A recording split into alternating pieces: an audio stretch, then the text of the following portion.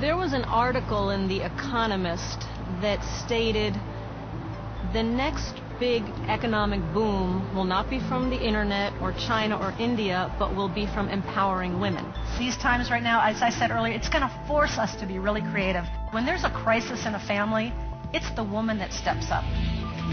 Robert Kiyosaki. I know my wife Kim didn't marry me for my money, because when we met, I didn't have any money. I was kind of between businesses. Kim today is a role model for women. With more women in the workforce and more women becoming entrepreneurs, Kim is the real rich woman. She is a tremendous role model for today's modern woman. I don't know of any woman just talking to women about money. We're going to talk about what's happening today in the world and how that affects you. It's about changing points of view. I am so excited today. This is our very, very first Rich Woman event that we've done anywhere in the world. And I thought it most appropriate that we do it here in Honolulu. Kim Kiyosaki. Right now, we're sitting here at my home near Diamond Head on Oahu in Honolulu. And Honolulu has a very, very special place in my heart. When I was a junior in high school, my family took a vacation to Honolulu. And after a week in Honolulu, I decided that the luckiest people in the world live in Honolulu and live in Hawaii, and that's where I was going to live. And in 1984, I met my husband, Robert.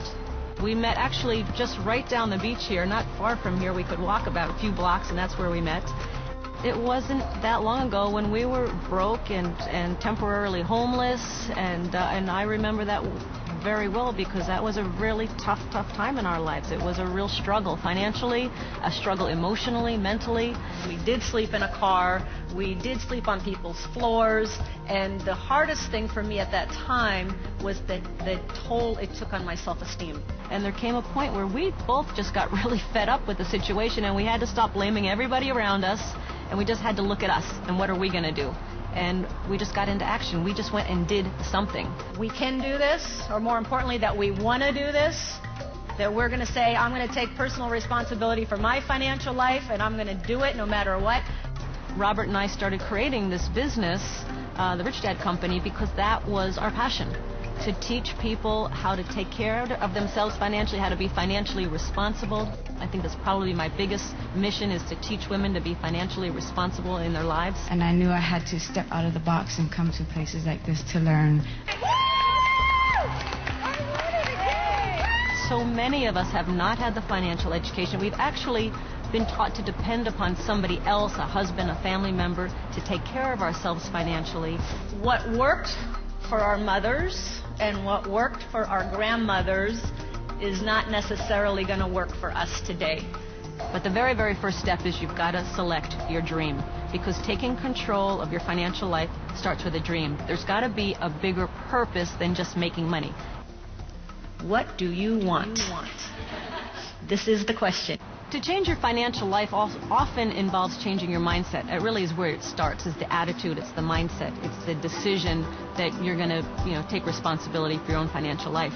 And in order to do that, involves some personal changes in your own life, and that's where the transformation comes in. It's that personal development, which is very much a part of the whole mission of the Rich Dad Company.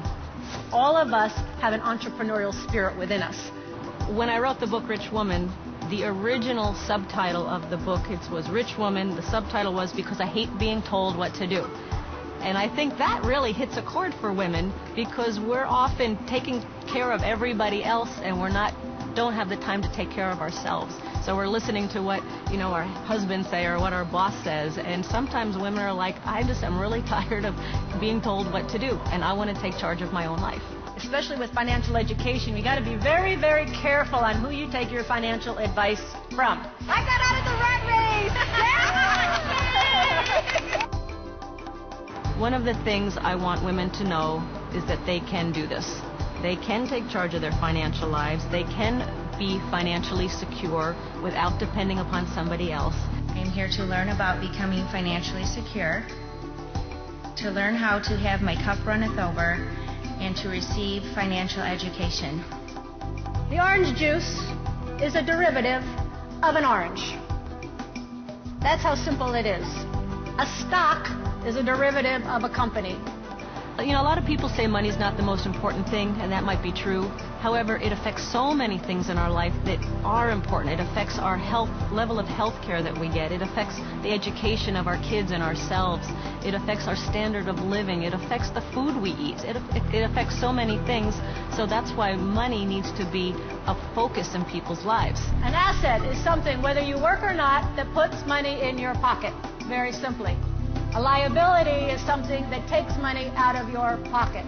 So what I want to say to women is pay attention now, prepare now for your financial life, because if you don't, you're going to find yourself in a financial crisis if something happens. If your income disappeared or your source of money disappeared, how long can you survive? We're going to talk about how to spot the opportunities that are out there and how to really change the point of view from this being a time of fear and dread and uncertainty to a time of excitement, to a time of opportunity, to a time where you become not just financially secure, but ideally financially independent. Money can either enslave you or it can free you. And for many women, they get enslaved by money by being in a marriage that is very unhealthy, being in a job that they don't want to be at. That's enslaving them. I want women to know that they have the power to take full control of their life. Because I believe every one of us, every woman has a gift to give, and sometimes we're just too busy earning a living to give it. But if you can take charge of your financial life, it makes everything else so much easier. And one of the greatest benefits I see for women when they really learn to take charge of their money is their self-esteem soars. And I think that's one of the biggest gifts of all.